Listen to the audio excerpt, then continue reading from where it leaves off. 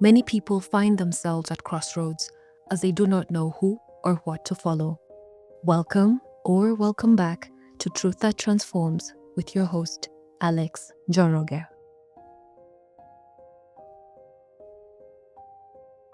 Today, we are looking into one of the most remarkable stories of forgiveness in the Bible. The story of Joseph, found in Genesis chapter 45. It's a story that reminds us how God can take the deepest pain and turn it into a pathway of purpose. Joseph's life was full of trials.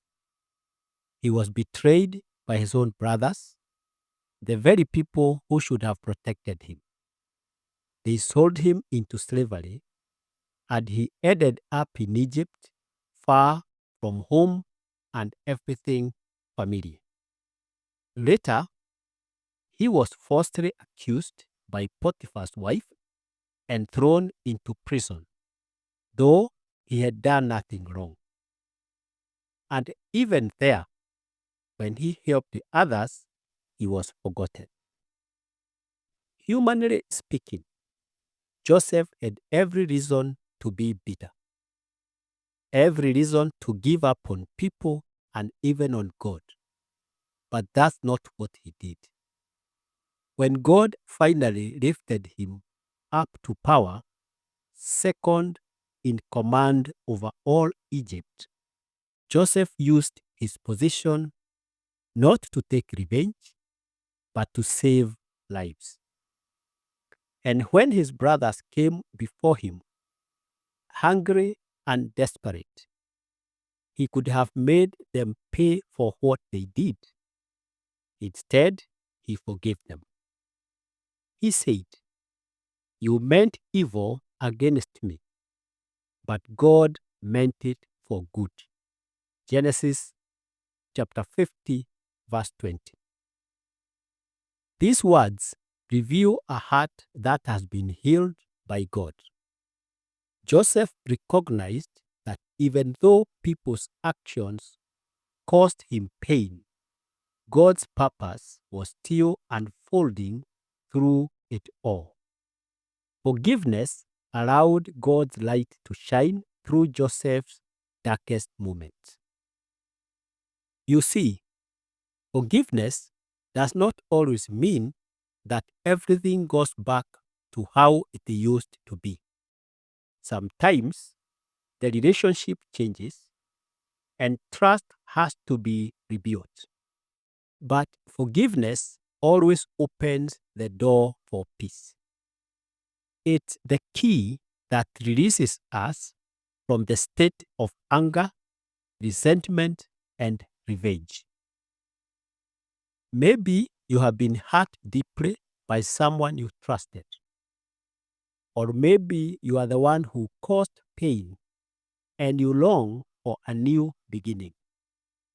Wherever you start today, remember this: forgiveness is possible.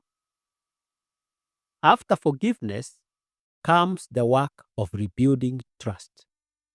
It may take time, effort, and sincerity, but every step is worth it.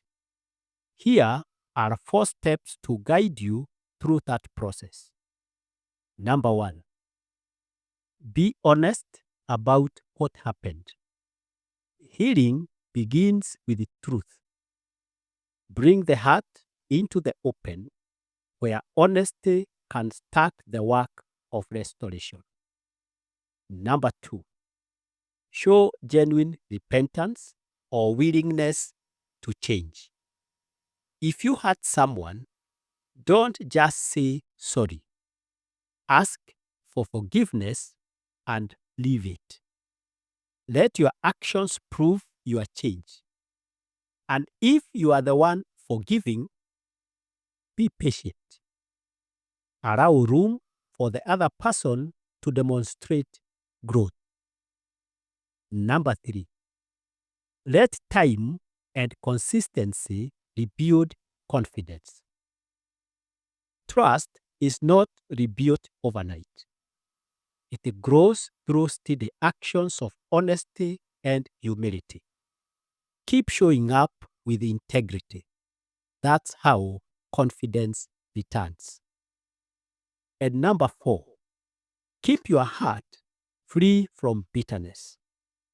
Ephesians chapter 4 verse 31 commands us to put away all bitterness, wrath, anger, clamor, evil speaking, and malice. Bitterness poisons your emotions, steals your peace, blocks love, and hinders your relationship with God and others. Forgiveness is the only remedy that brings true healing. True forgiveness restores love where hatred once lived.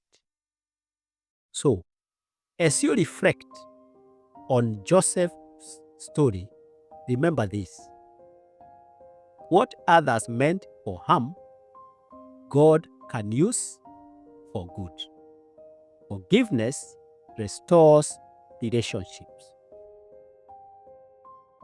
In our final episode in this series, we'll discuss about living a lifestyle of forgiveness. Until then, may God's peace guard your heart and may His grace empower you to love again. Be blessed.